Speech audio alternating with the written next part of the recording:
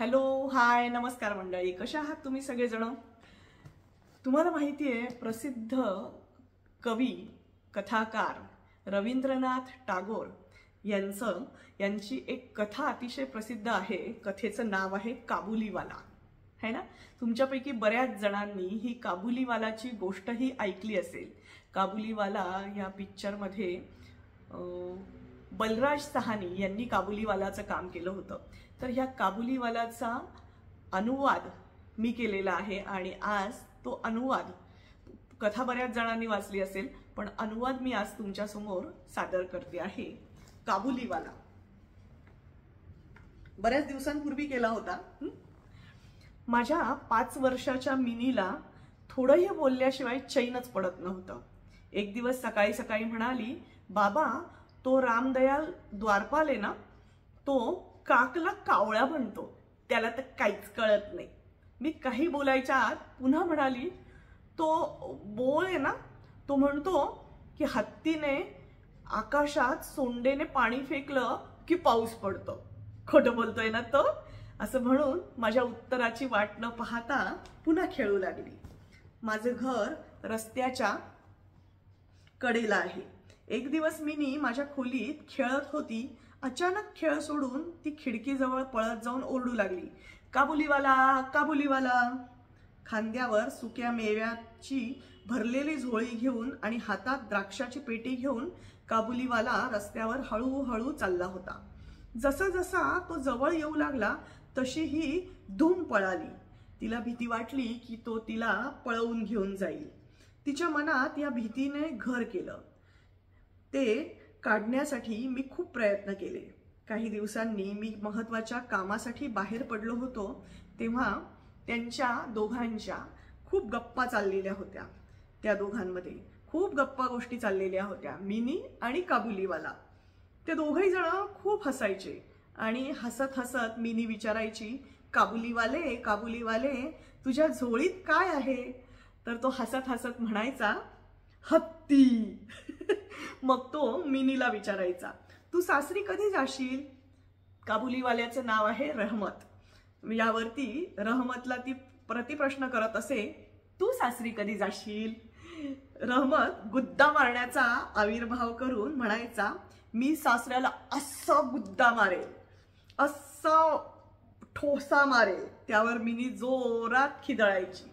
एक दिवस सकाळी माझ्या खोलीत काहीतरी मी काम करत बसलो होतो. तेवढ्यात रस्त्यावर ओरडाआरडा ऐकू आला. पाहिलं तर रहमतला 2 शिपाई बांधून बंदी करून आणि चाललेले होते. रहमतच्या शर्टावर रक्ताचे डाग होते आणि शिपायाच्या हातात रक्ताने माखलेला सुरा होता. त्याचं असं झालं की आमच्या शेजारी राहणाऱ्या एका इस्माने रहमतकडून एक चादर विकत घेतली होती आणि त्याचे काही पैसे उधार बाकी होते. ते पैसे द्यायला नकार देत होता तो. बस याच कारणावरनं दोघांमध्ये बाचाबाची झाली आणि या काबुलीवाल्याने त्याला सुरा खुपसला. एवढ्यात काबुलीवाले, काबुलीवाले म्हणत मिनी घरातून पळत आली. काबुलीवाल्याला पाहून तिचा चेहरा खुलला. मिनीने विचारलं, तू सासरी कधी जाणार? त्यावर रहमत जोरात हसून म्हणाला, हो, तिथेच तर चाललोय. सुरा खुपसल्याच्या आरोपावरनं रहमतला खूप वर्षांची शिक्षा झाली.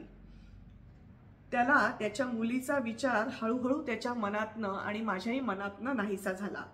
त्याच्या मनातनं नाहीसा झाला आणि मिनीही त्याला विसरली. खूप वर्ष लोटली. आज मिनीचं लग्न आहे. मी आपल्या खोलीत बसून खर्चाचा हिशोब मांडत बसलो होतो. एवढ्यात रहमत सलाम ठोकून बाजूला उभा राहिला. पहिल्यांदा तर मी त्याला अजिबातच ओळखलं नाही. मग शेवटी त्याच्याकडे नीट निरखून पाहिलं तेव्हा ओळखलं, अरे हा तर रहमत. मग मी त्याला विचारलं, काय रहमत, केव्हा आलास? तो म्हणाला, काल संध्याकाळी जेलमधून सुटलोय, त्याने सांगितलं.